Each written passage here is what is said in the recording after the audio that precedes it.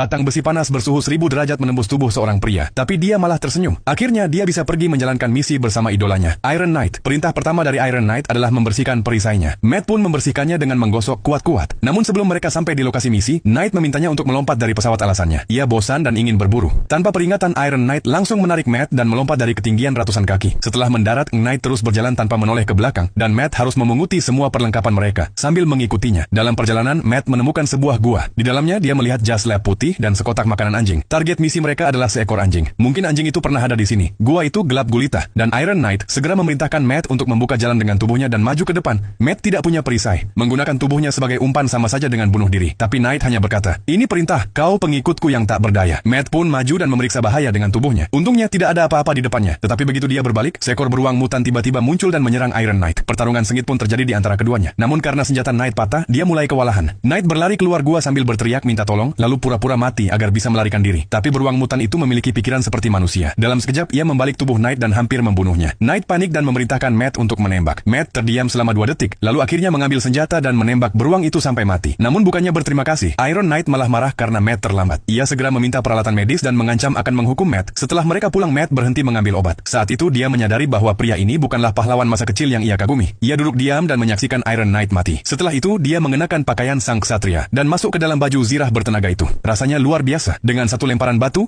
itu terbang sejauh setengah mil. Dengan satu tendangan, dia menghancurkan seluruh dinding batu. Api bisa keluar dari tangannya, dan sepertinya zirah itu bahkan bisa terbang. Matt segera membeli bahan bakar dari pasar tandus agar bisa menyelesaikan misinya dengan mengenakan zirah itu dan membuktikan dirinya. Tapi ketika ia kembali, sekelompok preman mulai mengejeknya karena baju zirah tersebut. Ia ingin menakuti mereka dengan melempar batu, tapi tidak sadar bahwa tanpa mengenakan zirah, mereka tidak akan takut. Mereka menyerangnya, memukulinya, dan mulai membuka zirah itu. Saat mendengar mereka berhasil membukanya, Matt tak tahan lagi. Ia mengambil 2 senjata dan menyerang mereka seperti pahlawan tunggal. Ia berhasil membunuh 2 orang, tetapi preman terbesar menekannya ke arah zirah, merebut senjatanya, dan mulai memukulnya habis-habisan. Saat itu Matt meraih panel samping zirah, memegang kepala preman itu, dan dalam satu hantaman, menghancurkan tengkoraknya. Melihat pemandangan mengerikan itu, para preman lain langsung kabur. Kini Matt memahami kekuatan sejati zirah itu. Tak lama kemudian, seorang pengikut Brotherhood datang, dan memperkenalkan diri. Ia mengatakan bahwa dirinya adalah pelayan baru yang menunggu perintah. Ia bahkan tidak tahu bahwa Matt lah yang ada di dalam zirah itu. Untuk menjaga rahasianya, Matt sempat berpikir untuk menghancurkan kepala bocah itu juga. Tapi ketika bocah itu menunduk hormat, Matt berubah pikiran. Meniru gaya Iron Knight lama, ia membalikkan badan dan berkata, "Bersihkan." Melihat bocah itu menggosok zirah dengan hati-hati, Matt merasakan ketenangan gelap di dalam dirinya. Ia menerima pelayan barunya dan melanjutkan misinya. Mengikuti tanda-tanda radiasi, ia tiba di sebuah sungai di mana alat ukurnya menunjukkan tingkat radiasi yang luar biasa tinggi.